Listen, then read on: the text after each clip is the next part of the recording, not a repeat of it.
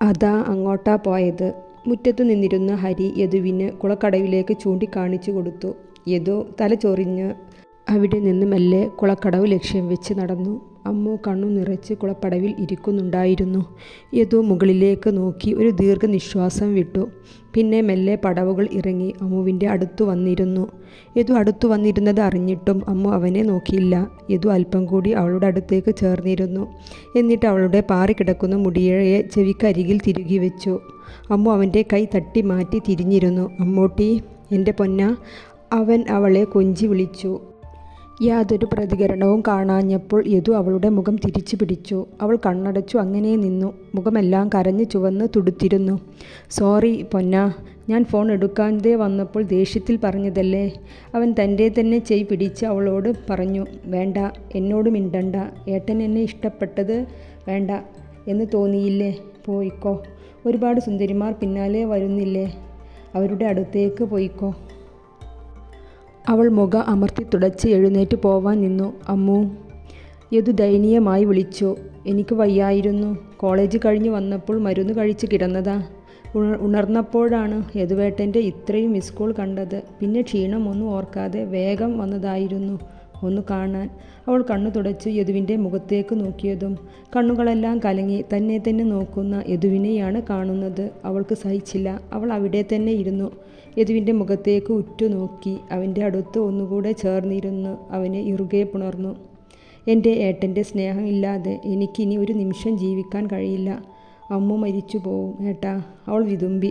യദുവിൻ്റെ കൈകൾ അവളെയും വരിഞ്ഞു മുറുക്കി. ഇരുവരും അങ്ങനെ തന്നെ അല്പസമയം ഇരുന്നു. പിന്നെ അകന്നു മാറി. യദുവേട്ടാ, എക്സാം കഴിഞ്ഞില്ലേ? എന്നാണ് കല്യാണത്തിന് ഡേറ്റ് കുറിക്കുന്നത്? അമ്മുവിൻ്റെ ചോദ്യം കേട്ടതും യദുവിന് അത്ഭുതം തോന്നി. തനിക്കു മാത്രമേ തിടുക്കമുള്ളൂ എന്ന തൻ്റെ ധാരണ തെറ്റാണെന്ന് അപ്പോൾ അവന് മനസ്സിലായി.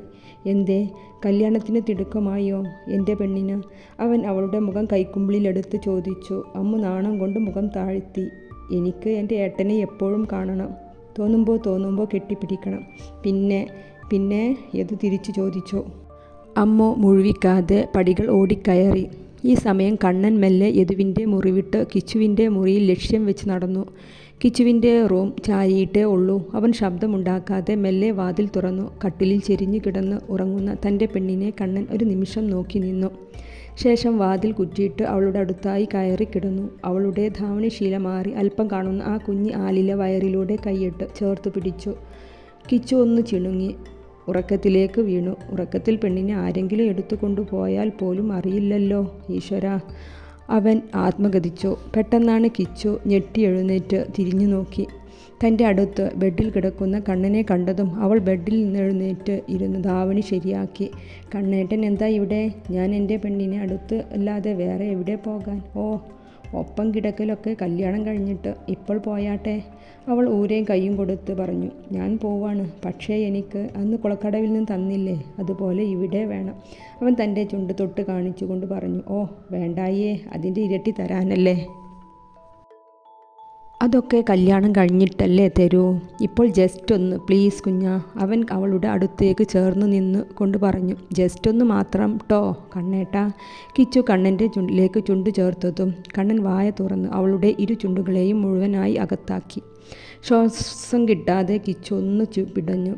കണ്ണൻ അവളുടെ ചുണ്ടിനെ വലിച്ചു വിട്ടു. കിച്ചു നെഞ്ചിൽ കൈവച്ച് ശ്വാസം ആഞ്ഞു വലിച്ചു വിട്ടു. എന്നെ കൊല്ലുമോ? ഇങ്ങനെ പോയാൽ കല്യാണം കഴിഞ്ഞാൽ ഞാൻ ഒറ്റ രാത്രി കൊണ്ട് തീരുമല്ലോ. എൻ്റെ ദൈവമേ, അവൾ മുകളിലേക്ക് നോക്കി പറഞ്ഞു. എൻ്റെ കുഞ്ഞനെ അങ്ങനെ ഞാൻ തീർക്കുമോ? അവൻ അവളെ പൊക്കി കട്ടിലിലേക്ക് നടന്നു. കിച്ചു അവനെ തുറിച്ച് നോക്കിക്കൊണ്ട് അവൻ്റെ കൈകളിൽ കിടന്നു. കണ്ണൻ അവളെ മെല്ലെ ബെഡിൽ കിടത്തി. ശേഷം അവളുടെ അടുത്ത് ചേർന്ന് കിടന്നു. ഏട്ടൻ്റെ കുട്ടി ഉറങ്ങിക്കോ. വേണ്ട, എൻ്റെ ഉറക്കമെല്ലാം പോയി. കിച്ചു ചുണ്ടുകൂട്ടി തിരിഞ്ഞു കിടന്നു. കണ്ണൻ അവളെ പിന്നിലൂടെ ചേർത്ത് പിടിച്ചു കിടന്നു. കുഞ്ഞാ, നമുക്കിനി കല്യാണം കഴിച്ചാലോ? വേണ്ട. അതെന്താ കുഞ്ഞാ? ഇങ്ങനെ പോയാൽ കണ്ണേട്ടൻ എന്നെ 10ാം മാസമേ ഫ്രീ ആക്കൂ. അങ്ങനെ ഒന്നുമില്ലടി കുഞ്ഞാ, നമുക്ക് അതൊക്കെ കൺട്രോൾ ചെയ്യാം കുഞ്ഞാ. പിന്നെ വരുന്ന 15-നാണ് ഡേറ്റ് ഫിക്സ് ചെയ്തിട്ടുള്ളത്. 15-നോ? അതെ. അയ്യോ, ഞങ്ങളോടാരും പറഞ്ഞില്ലല്ലോ. എക്സാം കഴിഞ്ഞ് സർപ്രൈസ് തരാമെന്ന് കരുതി ആരും പറയാതിരുന്നതാണ്. ഇനി വെറും 17 ദിവസം മാത്രം. കണ്ണൻ വലിയ കാര്യത്തിൽ പറഞ്ഞു. കിച്ചു കണ്ണും തള്ളി കണ്ണനെ നോക്കി. കല്യാണ ചർച്ചയിലാണ് തറവാട്. പാറു വീഡിയോ കോളിലുണ്ട്.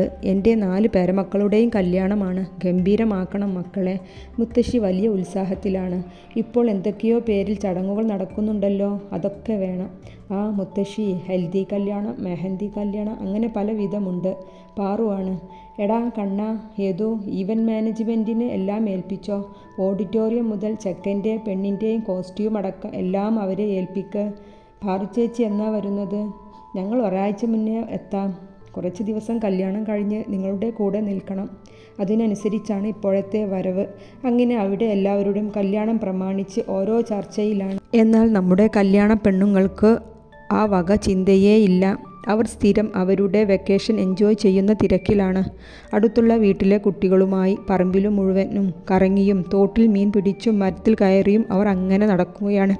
എടാ യദു, ഇവറ്റകളുടെ കല്യാണം തന്നെയല്ലേ നടക്കാൻ പോകുന്നത്? കണ്ണൻ യദുവിനോടായി ചോദിച്ചു. എല്ലായിടത്തും പെൺപിള്ളേർക്കാവും കല്യാണത്തിന് ഏത് സാരി ഉടുക്കണം, ഏത് മോഡൽ സ്വർണം വാങ്ങണം എന്നൊക്കെ ചിന്ത. ഇവറ്റകൾക്ക് രണ്ടിനും ആ വക ചിന്തയേയില്ല.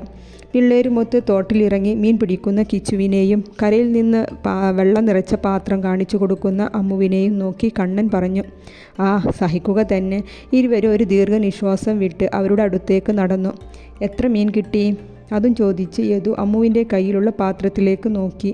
ചെറിയ മണിമണി പോലത്തെ കുഞ്ഞു മീനുകളെ കണ്ട് യദു അമ്മുവിൻ്റെ മുഖത്തേക്ക് നോക്കി ഒന്ന് ചിരിച്ചു.